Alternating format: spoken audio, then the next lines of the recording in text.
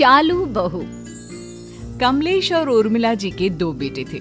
बड़े बेटे का नाम था अंशुल और छोटे बेटे का नाम प्रदीप। दोनों की शादी हो चुकी थी। अंशुल की पत्नी सीमा और प्रदीप की पत्नी काव्या थी।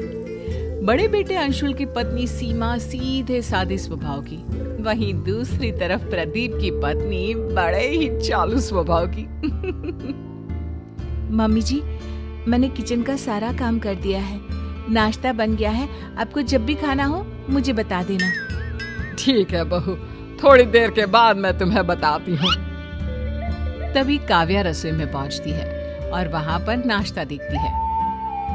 अरे क्या बात है, जेठानी जी ने तो अच्छा खासा ब्रेकफास्ट बना कर रखा हुआ है। जल्दी से अपना टिफिन पैक कर लेती हूँ, ऑफिस जाकर मजे से खाऊंगी।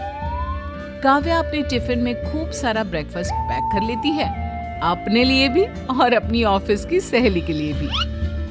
अरे काव्या चलो, तुम्हारा ऑफिस का टाइम हो गया है, मैं तुम्हें रास्ते में छोड़ दूंगा।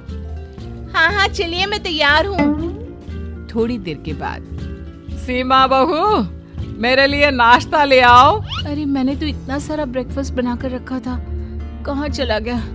अभी तक तो किसी ने खाया भी नहीं है। अरे क्या हुआ बहू, नाश्ता लाने में इतनी देर क्यों लग रही है? मम्मी जी, मैंने नाश्ता बनाया तो था, लेकिन पता नहीं कहाँ चला गया। किचन में तो कुछ भी नहीं है। ये कैसी बात कर रही हो तुम? नाश्ता कहाँ चला जाएगा? मुझे तो लगता है तुम मुझे पागल बना रही हो। तुम्हारा काम करने का मन नहीं है ना? नहीं नहीं मम्मी जी, ऐसी कोई बात नहीं है, मैंने सच में ब्रेकफास्ट बनाया था। शाम को काव्या ऑफिस से लौट कर आती है और वो डिनर बनाती है। खाना खाते वक्त उर्मिला जी अपनी नाराजगी दिखाती है। काव्या बहू, तुमने तो खाना पूरा बनाया है ना, कम तो नहीं पड़ जाएगा? मम्मी जी क्या बात है, आप ऐसा क्यों कह रही हैं? हाँ मम्मी, हमारे घर में तो नाश्ता खाना सब कुछ पूरा ही बनता है। आप आज ऐसे क्यों पूछ रही हैं? अरे बेटा, ये तो तू अपनी बीवी से ही पूछ। सुबह मेरे लिए नाश्ता ही नहीं बनाया। अरे भाभी, आपने ये क्या किया? मम्मी जी के लिए ब्रेकफास्ट क्यों नहीं बनाया? नहीं नहीं, ऐसी कोई बात नहीं है, ब्रेकफास्ट बनाया था मैंने, लेकिन पता नहीं कहाँ चला गया। अरे भाभी, घर में रखा हुआ नाश्ता कहाँ गायब हो जाएगा? आप भी कैसी बातें करती हैं? कोई बात नहीं मम्मी जी, मैंने खूब सारा खाना बनाया है, आप आराम से खाइए। हो सकता है भाभी का मन ना हो नाश्ता बनाने का, सीधे सीधे तो वो आपसे कह नहीं सकती, क्यों भाभी? सबकी बातें सुनकर सीमा चुपचाप रह जाती है। और फिर एक दिन, देखो बच्चों, अब हमारी उम्र हो चली है। हमारी जो भी जमा पूंजी है, मेरा मतलब है कि तुम्हारी माँ के गहने वगैरह, हम चाहते हैं कि वो अब हम तुम्हें दे दें। अब तुम लोग उनकी देखभाल करो और अपने पास रखो। लेकिन पापा, आप है ना सब संभाल कर रखने के लिए। अरे पापा जी ठीक ही तो कह रहे हैं, कल को भगवान न करे उनकी तबीयत ऊपर नीचे हो जाए, कुछ हो जाए। अब इस उम्र में किस चीज का क्या पता है ना? बहुत सही कह रही है। देखो बेटा, बाकी सारी चीजें तो मेरे पास 2 है, लेकिन ये जो बड़ा वाला हार है ना, ये बस एक ही है। कोई बात नहीं मम्मी जी, ये हार आप अपने पास रख लीजिए और बाकी की चीजें आप चाहे तो हम दोनों को दे सकती हैं। लेकिन मम्मी जी, आप इस उम्र में इसे कैसे संभालेंगी? अरे कहीं इधर उधर रखकर भूल गई तो? बहुत सही कह रही है, लेकिन प्रॉब्लम ये है कि हम इस हार को तुम दोनों में से किसे बांटे? हाँ पापा, ये बात तो सही है, लेकिन कोई बात नहीं, अंशुल भैया बड़े हैं, आप चाहे तो ये उनको दे दीजिए। हाँ वैसे आप ठीक ही कह रहे हैं मम्मी जी, ये हार आप सीमा भाभी को ही दे दो। अरे नहीं नहीं, इस पर तुम्हारा भी पूरा अधिकार है।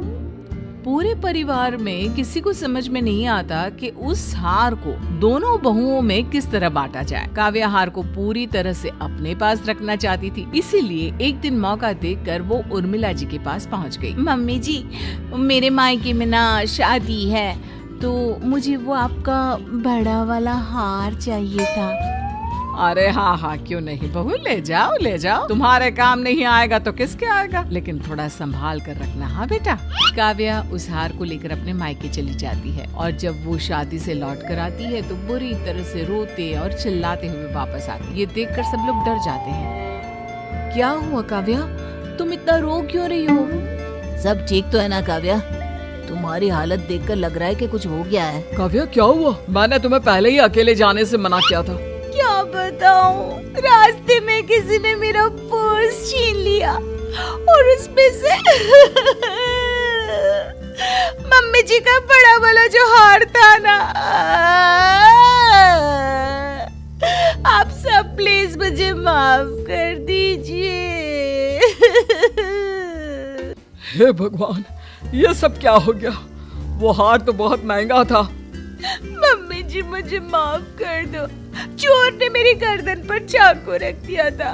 अगर मैं उसे वो हार नहीं देती तो वो मुझे मार देता। अरे कोई बात नहीं बहू, हार तो बहुत आ जाएंगे। भगवान का शुक्र है कि तुम ठीक हो। हाँ ठीक कहते हैं आप। अगर हमारी बहू को कुछ हो जाता तो। तुम हार की चिंता मत करो काव्या, हम दूसरा हार बनवा लेंगे। तुम अपना ख्याल रखो। कुछ दिनों के बाद एक दिन अचानक काव्या की मम्मी काव्या के ससुराल आ जाती है। उस वक्त काव्या अपने ऑफिस में थी। कैसी हैं समधन जी? बहुत दिन हो गए, सोचा आपसे मिलकर आती हूँ। अरे बहुत अच्छा किया। और बताइए सब ठीक है ना? हाँ जी सब ठीक है। ये काव्या ना एक पैकेट मुझे दे गई थी जब शादी में आई थी। पहले तो मुझे पता ही नहीं था इसमें क्या है, लेकिन जब खोलकर देखा तो कुछ कीमती सामान था, इसलिए सोचा सही समय पर उसे वापस दे देती हूँ। अच्छा, जरा दिखाइए क्या है इसमें। उर्मिला जब उस पैकेट को खोलकर देखती है तो उसमें वही वाला हार निकलता है जिसके लिए काव्या ने कहा था कि वो चोरी हो गया है। जब काव्या ऑफिस से लौट कर आती है। काव्या, तुमने हम सबसे झूठ बोला। ये हार तुम्हारी मम्मी देकर गई है। काव्या, तुम्हें इस तरह झूठ बोलने की क्या जरूरत थी? बहू, अगर तुम्हें ये हार चाहिए था तो सीधे सीधे कह देती।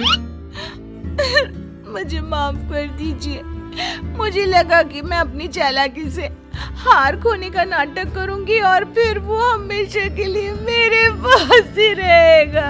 और मुझे क्या पता था कि मेरी अपनी मम्मी ही मेरी चालाकी को सबके सामने इस तरह खोल कर रख देगी।